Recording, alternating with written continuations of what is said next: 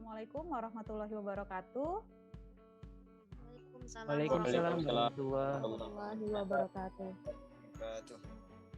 Selamat pagi semua mahasiswaku, sehat-sehat ya. Sudah sarapan belum pagi ini? Selamat pagi, alhamdulillah sehat. Oke, apakah kalian sudah membaca buku yang sudah saya referensikan untuk pertemuan hari ini? Sudah Bu, alhamdulillah. Alhamdulillah sudah Bu.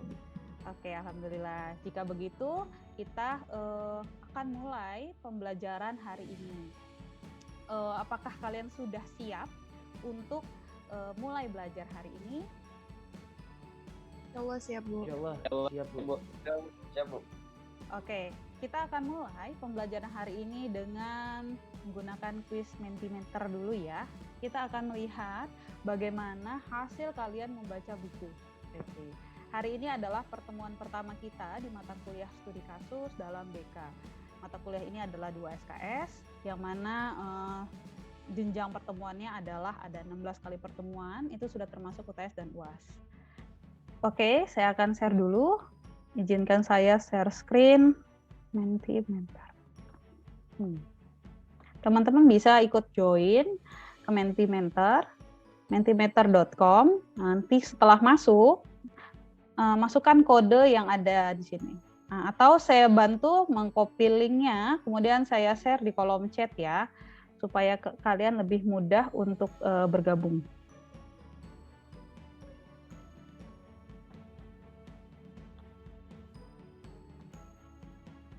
Oke, studi kasus itu apa sih? Apa sih harapan kalian untuk bisa mata kuliah ini dibilang bermanfaat untuk apa sih untuk kaliannya gitu? Tujuan kalian apa sih dan harapannya apa terhadap mata kuliah ini, mata kuliah studi kasus? Kira-kira teman-teman berharap dengan mempelajari mata kuliah studi kasus ini akan apa? Seperti itu.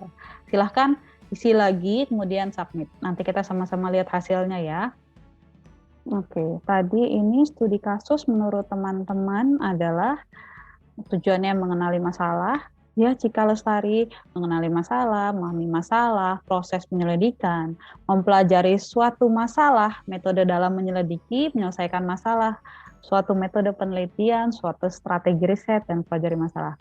Secara garis besar, semua jawaban teman-teman itu betul dan cukup bagus. Bahwa benar, mata kuliah studi kasus ini akan mempelajari, membedah suatu kasus, mempelajari suatu kasus, memecahkan suatu kasus, dan akan melakukan penyelidikan. Dan benar, dia juga sebetulnya menjadi bagian dari metode penelitian. Namun kalau dalam studi kasus BK sendiri, itu seperti lebih langkah praktis seorang kalau guru BK atau konselor dalam menyelesaikan suatu masalah. Bagaimana cara berpikirnya, seperti itu. Ya, selanjutnya, tadi perkuliahan ini, harapan dan tujuannya ada yang memahami jalan kasus, dapat memahami, dapat menyelesaikan, dapat mengetahui pembelajaran penelitian dengan tepat, dapat memudahkan dalam meneliti, dapat mengetahui ilmu yang diterapkan, mempelajari lebih dalam, dapat melakukannya, dapat mencari jalan keluar. Oke, ini semua sangat baik tujuan dan harapan yang teman-teman punya. Pertahankan tujuan dan harapan ini sampai mata kuliah ini selesai ya.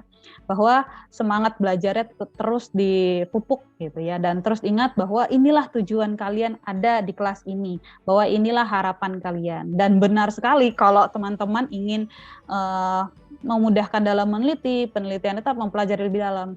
Karena bisa jadi mulai dari semester ini kalian sudah mulai tahu kira-kira besok ke depan skripsi saya akan membahas penelitiannya, metodenya apa.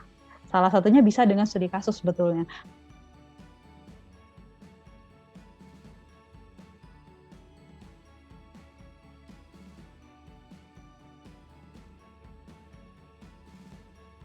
Oke, terima kasih untuk kontribusinya dalam survei. Materi yang akan dibahas hari ini ada 5, yaitu posisi studi kasus dalam metode penelitian, kualitatif dan kuantitatif.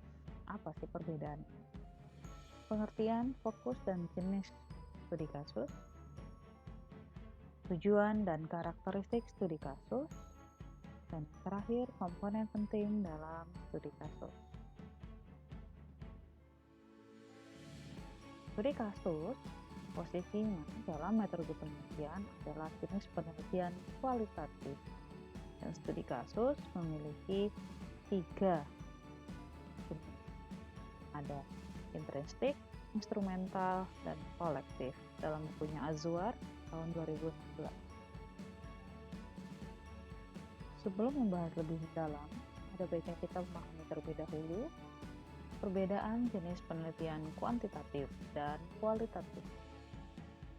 Penelitian kuantitatif, kuanti itu terhitung dengan angka, maka analisisnya menggunakan statistik. Dan penelitian kuantitatif memiliki variabel yang akan diteliti. Compare suatu variabel mengevaluasi suatu variabel. Dan penelitian kuantitatif ini membutuhkan sampel yang sangat besar. Tidak bisa 10, 30 aja masih kurang. 30 orang sampel aja masih dibilang kurang. Dan penelitian kuantitatif itu adalah penelitian yang menguji suatu hipotesis dugaan tertentu. Yang kesimpulan dari hasil penelitiannya umumnya adalah menolak hipotesis nihil. Sedangkan penelitian kualitatif adalah jenis penelitian yang menganalisis kata-kata, menyusun kata-kata secara deduktif dan induktif. Menganalisis data-data yang berhasil dikumpulkan, mengamati fenomena dengan logika berpikir ilmiah.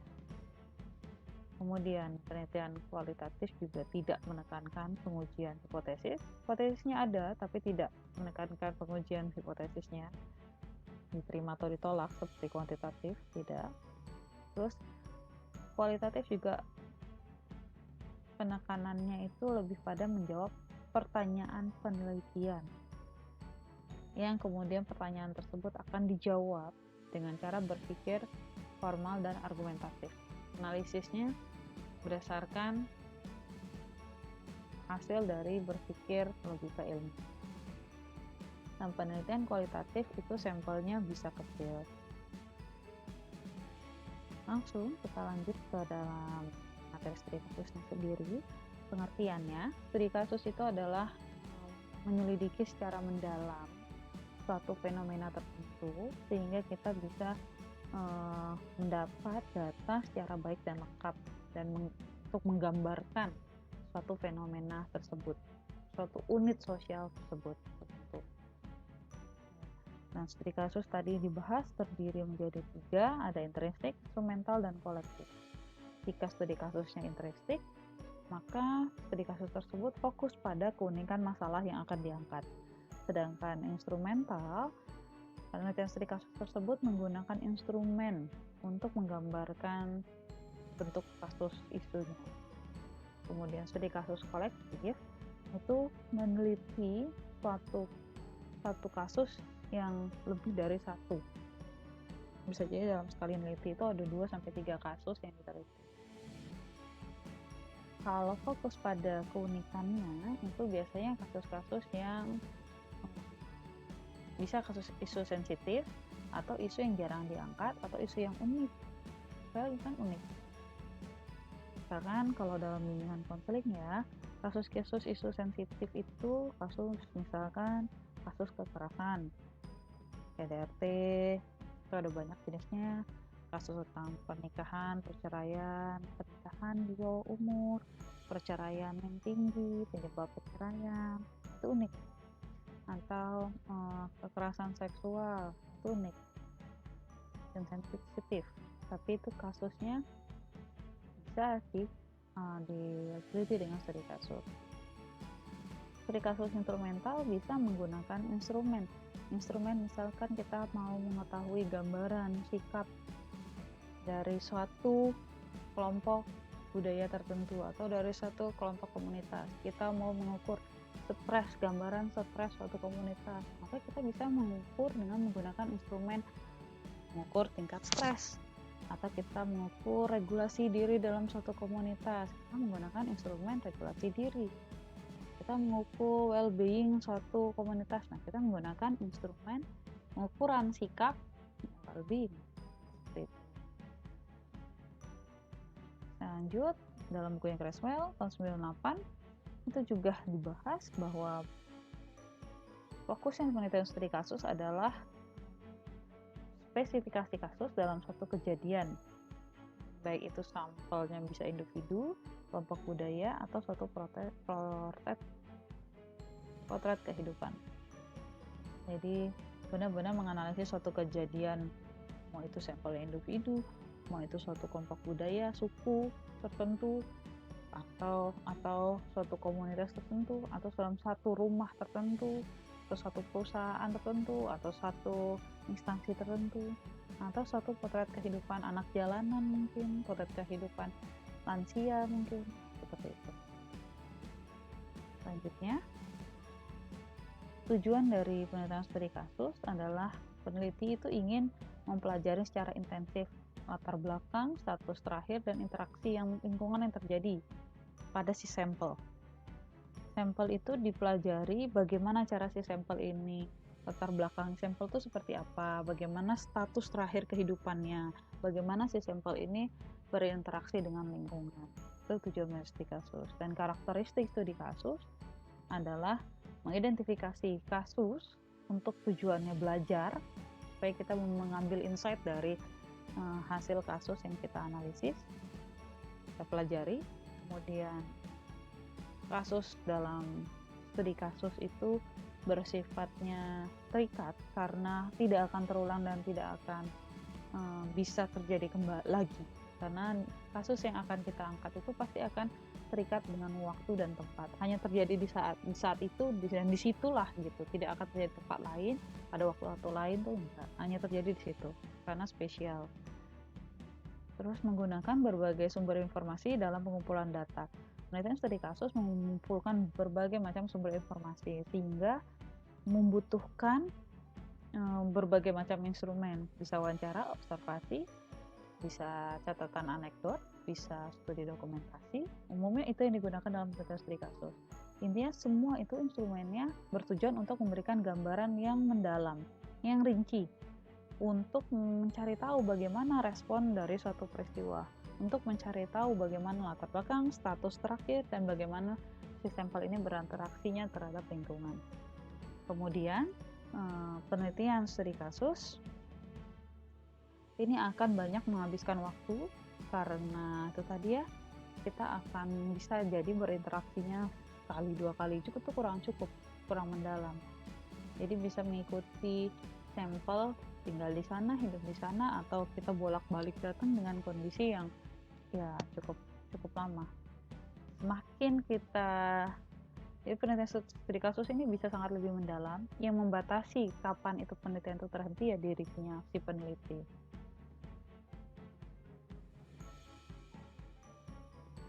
Komponen penting dalam penelitian studi kasus ini adalah kerangka berpikirnya ya, pola berpikir dalam penelitian studi kasus menjalankannya seperti apa. Untuk menjalankan penelitian studi kasus, pertama kali yang harus dilakukan oleh peneliti adalah membuat pertanyaan-pertanyaan yang ingin sebetulnya kita cari tahu jawabannya. Jika ada suatu masalah yang kita temukan dari hasil baca jurnal, dari baca berita, dari buku, dari kita melihat, mengamati, mengobservasi dari lingkungan yang ada di sekitar, kemudian kita akhirnya muncul pertanyaan-pertanyaan. Pertanyaan-pertanyaan itu sebetulnya bisa dianalisis menjadi pertanyaan-pertanyaan penelitian. Dan studi kasus yang akhirnya turun dari pertanyaan itu, kita mengumpulkan berbagai macam sumber data yang menguatkan pertanyaan, kemudian keluarlah jadi proposal penelitian studi kasus. Setelah turun dari proposal, kita turun ke lapangan untuk melakukan unit analisis penelitian, menganalisis apa data di lapangannya sesuai dengan untuk menjawab pertanyaan-pertanyaan penelitian tadi. Sudah kita analisis penelitiannya di lapangan seperti apa, kita menggunakan logika kita untuk mengaitkan data dengan proposal. Mengaitkan semua data yang terkumpul, mencari benang merahnya. Datanya kan ragam, ada dari observasi, wawancara, studi dokumentasi, catatan anekdot, dan segala macamnya, ada juga instrumen. Nah, semua data dari unit analisis penelitian ini kan dikumpulin. Ada logika yang mengaitkan data, dicari benang merahnya, sehingga bisa nanti dibuat kriteria untuk menginterpretasi temuan, yang akhirnya menjawab pertanyaan-pertanyaan penelitian. Jadi, lingkaran kinerjanya adalah seperti ini. Dalam bukunya Yin tahun 94 dijelaskan seperti ini. Jadi role-nya step by step-nya seperti ini. Intinya kita untuk menjawab suatu pertanyaan studi kasus, suatu masalah itu butuh objektivitas dalam berpikir. Nah, kalau dalam penelitian studi kasus, objektivitas berpikirnya seperti ini. Jadi tidak bisa langsung asal jawab, tapi kita harus turun mencari tahu langsung dengan berbagai macam instrumen, kemudian kita menganalisis hasil data yang kita temukan dari berbagai macam metode tadi, kemudian kita interpretasi temuannya, cari benang merahnya, baru bisa kita menjawab pertanyaan penelitian. Oke, terima kasih. Ini adalah daftar pustakanya. Materi studi kasus 1 sudah selesai.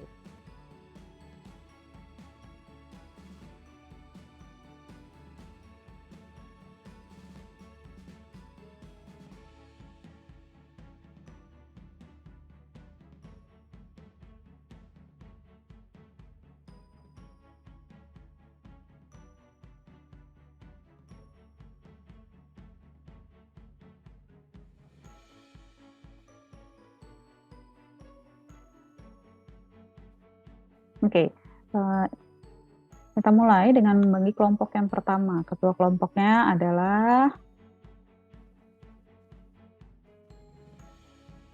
kelompok pertama adalah Fajar.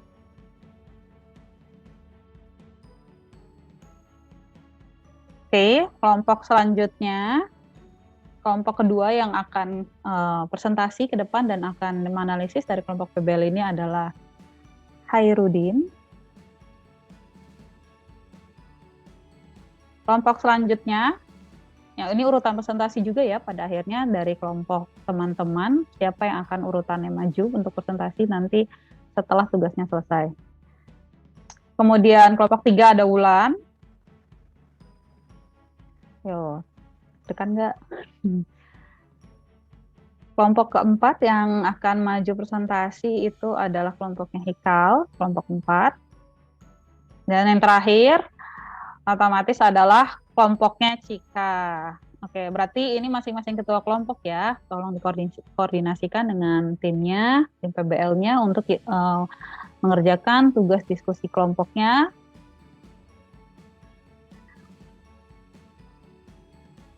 Mengerjakan tugas diskusi kelompoknya, kemudian akan dipresentasikan nanti di akhir perkuliahan. Saya berikan waktu, ini pertemuan kita 90 menit, kita sudah berjalan 30 menit, 60 menit sisanya silakan kalian mulai berdiskusi, mengerjakan pertanyaan diskusi kelompok yang sudah saya share di e-learning kita. Ini kelompok 1 Fajar, kelompok 2 Hairudin, kelompok 3 Wulan, kelompok 4 Hikal, dan kelompok terakhir Cika. Ini urutan presentasinya ya teman-teman. Oke. Selanjutnya, kita lanjut diskusi kelompok. Setelah kita bagikan anggota kelompoknya, silahkan teman-teman melakukan eksplorasi terkait tema kasus apa yang akan kira-kira teman angkat, atau juga boleh mulai mencoba buat instrumen gitu, instrumen pertanyaan wawancara atau lembar observasi. Kira-kira besok ketika saya mengundang praktisi atau saya mengundang mitra untuk ikut bergabung di kelas kita, pertanyaan apa yang akan kalian ajukan kepada narasumber kita yang berhubungan dengan tema kasus. Itu juga boleh gitu. Dan mulai juga untuk menentukan kriteria subjek sampel yang sesuai dengan tema kasus yang mau kalian angkat. Semakin spesifik dan semakin mendetail, cocok dengan judul, itu semakin bagus penelitian studi kasus ini. Kemudian memprediksilah, gunakanlah analisis SWOT gitu ya. Untuk kemudian kalian bisa menganalisis kira-kira kalau saya memilih tema ini dan sampel subjeknya ini, apa kendala, apa keuntungan yang akan saya temukan, apa sih masalah yang akan saya hadapi. Dan yang terakhir, kalian mengkajilah secara literatur referensi-referensi yang berhubungan dengan pilihan masalah kasus yang kalian angkat. Sebelumnya, ini sebenarnya sudah saya sampaikan juga dan saya cantumkan di e-learning kita. Kalian tinggal buka kembali format-format template-nya gitu ya. Analisis SWOT itu adalah kalian menganalisis kekuatan yang kalian punya, kelemahan, kemudian peluang dan ancaman. Ini bisa membacanya dengan cara apa yang bisa membantu kalian untuk mencapai data itu dari dalam diri kalian. Misalkan kalian punya kemampuan untuk memang bertanya lebih mendalam, terus kalian bisa menganalisis lebih mendalam. Kemudian kekuatan lainnya jika sampel subjeknya misalkan adalah anak berkebutuhan khusus, maka saya kekuatannya mempunyai kasus masalah yang unik sehingga penelitian ini dinilai sangat menarik, jarang ada yang meneliti dan otomatis juga mengembangkan ilmu pengetahuan yang baru gitu. Kekuatannya ini penelitian memang menarik untuk diteliti. Kemudian kalau menghambat, kira-kira kalau saya meneliti, contohnya kayak tadi yang saya bilang ya, meneliti adalah anak berkebutuhan khusus, kelemahannya adalah mungkin informasi yang diberikan oleh anak berkebutuhan khusus itu butuh bantuan translator atau penerjemah bahasa gitu karena pakai bahasa isyarat. Kira-kira berarti itu akan menjadi kelemahan kalau saya menjalani penelitian ini dengan sampel karakteristik anak berkebutuhan khusus. Tapi ada peluang penelitian ini akan berhasil dengan baik karena ini difasilitasinya bisa jadi saya cukup datang ke SLB sekolah luar biasa atau ternyata peluang lainnya adalah saya cukup menganalisis dari tetangga yang mungkin dekat dari rumah saya sehingga saya bisa melihat rutinitas yang dia hadapi kesehariannya. Nah, itu peluang-peluangnya misalkan. Ancamannya adalah gagal. Gagal sama sekali adalah karena saya tidak menemukan penerjemah bahasa isyarat atau karena gagal sama sekali adalah miskomunikasi. Itu kendala utama ya, menyampaikan apa dalam pertanyaan ternyata dipahami sama sampelnya itu nggak nyampe, pertanyaan kita terlalu luas atau terlalu spesifik mendalam sampelnya. Kemudian untuk mind mapping di bagian kaji analisa literatur, kalian diminta untuk mencari dulu apa poin terbesarnya. Ini boleh dimasukkan dengan tema kalian, kemudian kalian mencari istilahnya apa, idenya apa. Misalkan idenya ini adalah solusi yang ditawarkan. Bagaimana penelitian-penelitian itu dahulu yang terkait tema ini, pembanding dari apa yang mau kalian angkat. Kalau misalkan tadi saya contohkan adalah bagaimana survive-nya seorang anak disabilitas dalam menghadapi pandemi untuk berkegiatan belajar, berarti kan bagaimana kemampuan resiliensinya, maka ini kemampuan resiliensi siswa disabilitas dalam pembelajaran. Maka definisinya adalah resiliensi, idenya adalah solusi yang bisa diberikan dari keterbatasan siswa disabilitas, kemudian bagaimana jurnal-jurnal yang sudah membahas kira-kira mirip-mirip dengan isu yang sama saya bahas. Jadi biasanya pembandingnya, oh ternyata di negara lain atau jurnal penelitian lain sukses walaupun dengan keterbatasan. Nah itu, atau dengan saya juga menemukan jurnal-jurnal lain misalkan yang menunjukkan bahwa ketidakberhasilan. Kalau yang di sini berhasil, kalau di sini nggak berhasil. Jadi dia tidak punya resiliensi yang bagus, yang ini punya resiliensi yang bagus misalkan. Nah, itu silakan dikembangkan sendiri mind mappingnya. Jangan lupa untuk memasukkan atau mencantumkan daftar pustaka hasil kajian literatur di balik dari mind mapping ini. Dan sampai bertemu kira-kira 20 menit terakhir atau 10 menit terakhir kita akan melakukan presentasi kelompok dan masing-masing kelompok akan mempresentasikan hasil kajian kelompok PBL-nya. Oke, kelas hari ini selesai. Sekarang saya memberikan kesempatan untuk teman-teman untuk menyampaikan kesimpulan hasil materi yang sudah kita bahas hari ini. Silahkan, siapa yang ingin menyampaikan kesimpulan atau refleksi dirinya, perasaannya setelah mempelajari materi konsep dasar dari studi kasus hari ini. Bismillahirrahmanirrahim, saya Dewi Sulandari dari kelompok 3. Berdasarkan hasil pembelajaran pada hari ini mengenai studi kasus, bahwa kita dapat menyimpulkan bersama-sama studi kasus merupakan salah satu yang dapat digunakan sebagai metode yang digunakan biasanya dalam suatu penelitian, yang dimana penelitian. Terima kasih untuk hari ini. Saya mohon maaf apabila dalam saya menyampaikan materi atau dalam pembahasan pertemuan kelas kita ini ada hal-hal yang kurang baik, kurang menyenangkan atau ada salah menyampaikan. Saya mohon maaf yang sebesar-besarnya. Kita akhiri kelas hari ini dengan berdoa menurut kepercayaannya masing-masing. Berdoa dimulai.